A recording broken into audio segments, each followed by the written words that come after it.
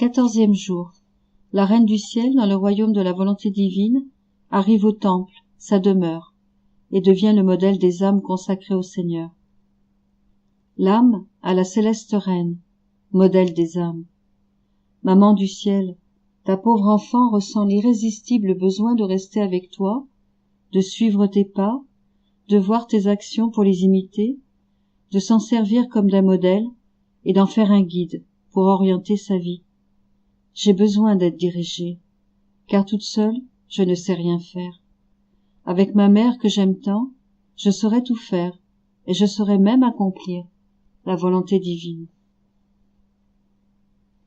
Leçon de la céleste Reine, formatrice des âmes. Ma chère fille, c'est mon désir le plus ardent de te faire contempler mes actions, afin que tu brûles d'amour pour ta maman et que tu l'imites. Mets donc ta main dans la mienne. Je serai heureuse d'avoir ma fille avec moi, alors écoute-moi avec attention. J'ai quitté la maison de Nazareth, accompagnée de mes saints parents. En partant, j'ai voulu jeter un dernier regard sur cette petite maison où j'étais née, pour remercier mon Créateur de m'avoir donné un endroit où naître. En la quittant, je voulais aussi que mon enfance et tant de chers souvenirs soient tous conservés et laissés en dépôt dans la volonté divine. Étant déjà douée de raison, je comprenais tout, et ces souvenirs seraient comme les gages de mon amour envers celui qui m'avait créée. Ma fille, remercier le Seigneur et déposer nos actes dans ses mains comme gage de notre amour, voilà qui ouvre de nouveaux canaux de grâce et d'échange entre Dieu et l'âme. C'est le plus bel hommage que nous puissions rendre à celui qui nous aime tant. Apprends donc de moi à remercier le Seigneur pour tout ce qu'il fait en toi. Chaque fois que tu t'apprêtes à faire quelque chose, tu dois dire « Merci Seigneur, je dépose tout entre tes mains ». Ayant tout abandonné au fiat divin qui régnait en moi, celui-ci ne me quitta pas un seul instant de ma vie. Je portais ce fiat comme une victoire dans ma petite âme. Oh, les prodiges du vouloir divin! Par sa vertu de constance, il maintenait l'ordre dans tous mes actes, petits ou grands. Et puisqu'il agissait en moi, c'était à la fois sa victoire et la mienne. Jamais il ne permit que je perde la mémoire du moindre de mes actes, ce qui me donna tellement de gloire et d'honneur que je me sentais élevée au rang de reine. Chacun de mes actes accomplis dans la volonté divine avait en lui-même plus d'éclat que le soleil, et j'étais inondée de lumière, de bonheur et de joie. La volonté divine m'apportait le paradis. Ma fille, vivre de volonté divine devrait être le désir, l'aspiration et quasiment la passion de tout le monde. La beauté que l'on gagne et le bien que l'on ressent sont tellement forts. La volonté humaine produit totalement le contraire. Elle a pour effet d'attrister la pauvre créature, de l'opprimer, de la plonger dans la nuit et de la faire marcher à tâtons. La volonté humaine avance toujours en boitant sur le chemin du bien et fait souvent oublier le peu de bien dont elle est capable.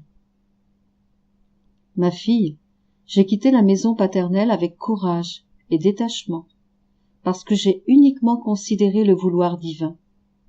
J'y tenais fixé mon cœur, et cela m'a suffi pour tout. Mais pendant que je marchais vers le temple, je regardais toute la création et, ô merveille, je sentis battre le cœur de la volonté divine dans le soleil et dans le vent, dans les étoiles et sous mes pas. Je sentis cette volonté palpiter en moi, et le fiat divin qui était en moi ordonna à toute la création, qui cachait la volonté divine comme sous un voile, de s'incliner.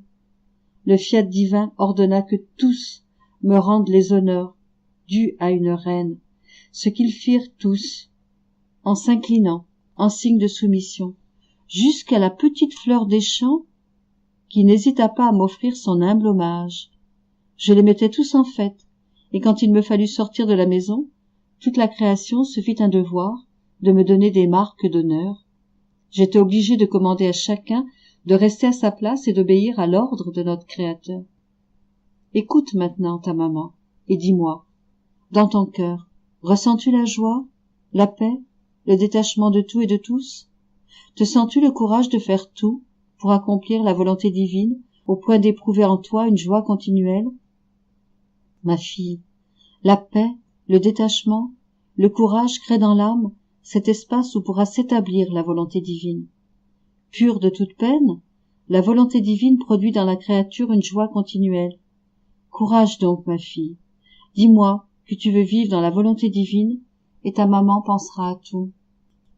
Je t'attendrai demain pour te dire comment te comporter dans le temple. L'âme. Maman, tes leçons me ravissent et pénètrent jusqu'au fond de mon cœur.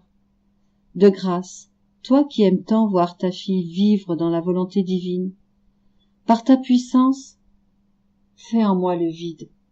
Insuffle-moi le courage nécessaire à faire mourir ma propre volonté. Et moi, qui ai toute confiance en toi, je te dirai, je ne veux vivre que de volonté divine. Sacrifice. Aujourd'hui, pour m'honorer, tu me donneras tous tes actes, comme gage d'amour pour moi, en me disant chaque fois, je t'aime, maman, et moi, je les déposerai dans la volonté divine. Oraison jaculatoire. Maman du ciel, fais en moi le vide de tout, pour me cacher dans la volonté de Dieu.